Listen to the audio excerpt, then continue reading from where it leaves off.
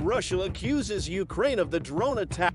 Russia says it's destroyed 3 Ukrainian unmanned boats that were trying to attack 2 Russian naval ships in the Black Sea, more than 300 kilometers from Sevastopol.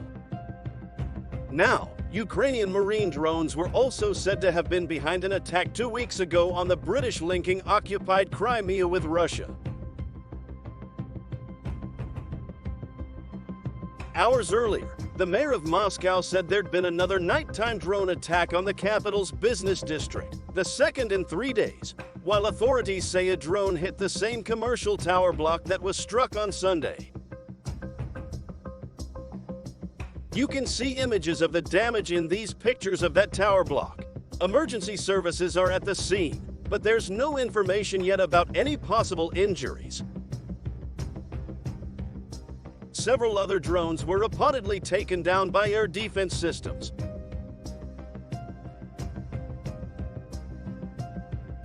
Meanwhile, the mayor of the Ukrainian city of Kharkiv says at least 3 drones have hit populated areas of the city, one of them destroying 2 floors of a college dormitory, and others hitting the city center.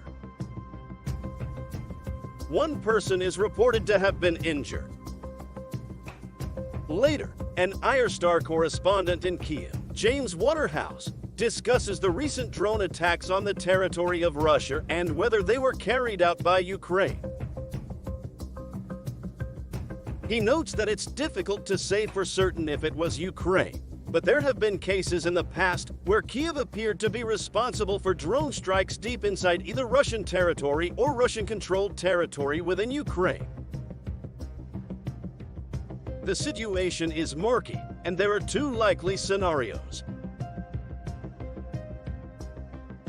It could be Ukraine, which has done this kind of thing before, applying psychological pressure.